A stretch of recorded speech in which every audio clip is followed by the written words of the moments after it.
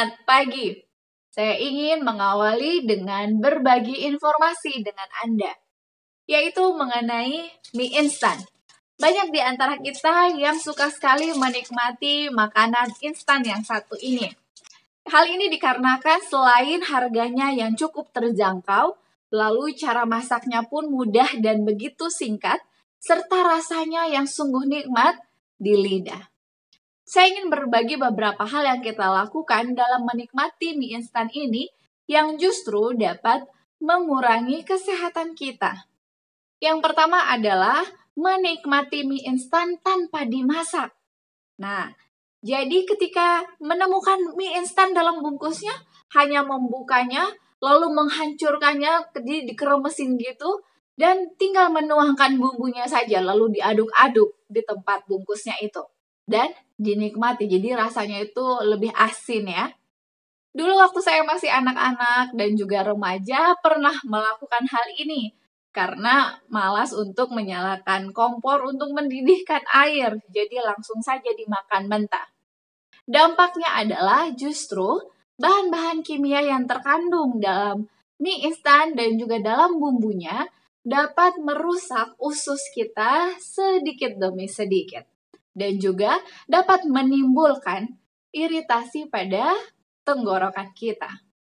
Yang kedua adalah menikmati mie instan langsung di dalam bungkusnya. Artinya, dibuka bungkusnya, dituangkan bumbunya, dan ditambah dengan air panas. Ya, biasanya ini kebanyakan cara masak yang dilakukan oleh para anak kosan ya. Jadi sudah diaduk di dalam bungkusnya yang masih dalam plastik itu, didekatkan ke air panas di dispenser. Nah, baru dikocok-kocok. Ditunggu sampai mie itu sudah agak lembek ataupun seringkali sudah sampai bengkak ya. Lalu dinikmati. Hal ini pun menjadi dampak yang buruk bagi tubuh kita. Kenapa? Karena air panas yang dituangkan di dalam bungkus yang plastik bahannya, maka akan membuat zat-zat kimia pembentuk plastik itu akan masuk ke dalam instan itu dan kita masukkan ke dalam tubuh kita. Zat-zat tersebut tidak dapat diurai oleh pencernaan kita. Bayangkan, alam saja membutuhkan waktu yang cukup panjang untuk mengurai bahan plastik. Apalagi dengan sistem pencernaan kita.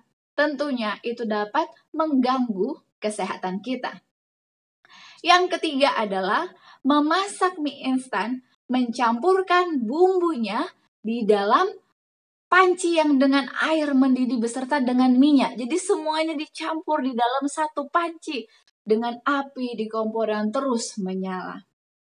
Sebenarnya dari pabrikannya sendiri, dari pihak produsen sudah memberikan arahan, yaitu di bagian belakang diberitahu petunjuk cara penyajian. Jadi kalau misalnya kita sudah beli mie instannya, kita perhatikan di belakangnya, cara penyajiannya adalah air mendidih, masukkan minyak agar minyak dapat matang, tetapi bumbunya itu dituangkan secara terpisah di piring penyajian ataupun di dalam mangkok.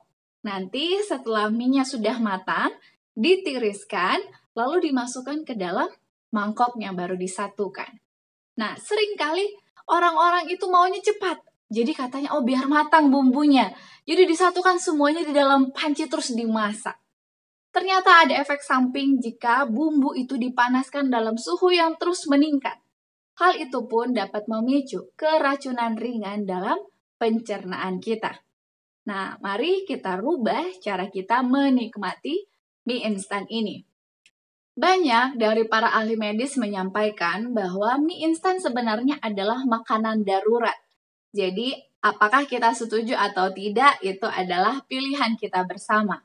Karena disebutkan kandungan gizi dari mie instan ini sebenarnya kurang lengkap.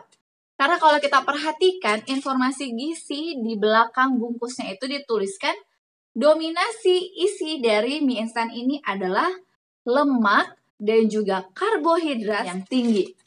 Nah, kita sudah mulai mengetahui ya informasi detail mengenai mie instan ini.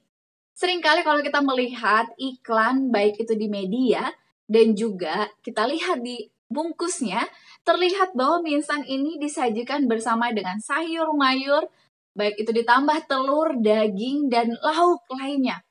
Dan itu sebenarnya adalah lauk terpisah yang harus kita sediakan sendiri untuk melengkapi bahan makanan kita. Sehingga gizinya pun dapat cukup lengkap seperti yang dibutuhkan oleh tubuh kita. Sejak saya mengetahui informasi ini, ketika saya ingin menikmati mie instan, maka saya akan menyajikannya terpisah antara bumbu dan juga mie-nya. Jadi saya masak dulu mie-nya di panci. Setelah matang saya tiriskan, saya gabungkan dalam mangkok penyajian dan saya tuangkan dengan air minum dalam suhu ruangan, bukan air yang mendidih ketika merebus mie instan tersebut. Jadi saya tuangkan air minum. Sehingga suhu dari mie ini adalah suhu yang sangat mudah untuk saya makan, tidak yang panas-panas baru turun dari kompor. Nah, itu pun lebih sehat karena zat-zat yang sudah menyatu dengan air rebusan itu tidak akan saya nikmati. Dan biarlah kita pun dapat lebih bijaksana lagi jika kita ingin menikmati mie instan. Inilah hal yang saya syukuri. Bagaimana dengan Anda? Mari kita bersyukur, mulailah dari hal-hal yang sederhana, yaitu hal-hal yang kecil. Baik, mari kita lanjutkan bacaan renungan pagi kita di awal bulan ini, tanggal 1 Juli, dengan judul Untuk Mengakui Kristus.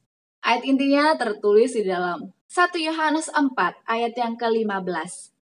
Barang siapa mengaku bahwa Yesus adalah anak Allah, Allah tetap berada di dalam dia, dan dia di dalam Allah.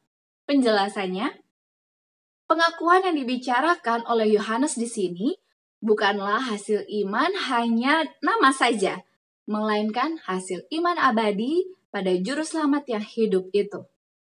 Hasil mempercayai bahwa berkat-berkat keselamatan itu dibawa ke dalam jangkauan kita melalui kesengsaraan dan kematian Kristus, yang dibangkitkan dari antara orang mati dan selamanya hidup untuk mengadakan pengantaraan bagi kita. Kita harus merasa yakin bahwa Yesus adalah juru selamat kita dan bahwa kehidupan tidak akan menyenangkan, tidak juga memberikan kepada kita kedamaian atau pengharapan jika Ia belum mengasihi kita dan menyerahkan dirinya bagi kita. Tuntutan kita kepada kebenaran Kristus adalah tanpa cacat. Jika kita memenuhi syarat-syarat atas mana kebenaran itu dijanjikan. Allah telah mencurahkan atas kita segenap surga dalam satu karunia yang limpah. Dan apapun yang termasuk dalam karunia itu adalah milik kita. Kalau kita menerima Kristus sebagai juru selamat kita pribadi. Bicaralah tentang Yesus. Didiklah lidah untuk membicarakan kemurahannya, memberitahukan kuasanya, menyiarkan puji-pujian tentang Dia yang telah memanggil engkau dari kegelapan kepada terangnya yang ajaib. Hai orang-orang muda Kristen, engkau adalah suatu tontonan kepada dunia, kepada malaikat-malaikat, dan kepada manusia. Hendaklah engkau berani dalam Allah, pakailah segenap perlengkapan senjata Allah, dan biarlah orang-orang yang tidak percaya di sekelilingmu melihat bahwa hidupmu tidak rusak, karena engkau berdiri setia dan benar kepada semua perintah Allah. Engkau dapat dan Allah menuntut supaya engkau menjadi seorang saksi yang terang bagi Dia.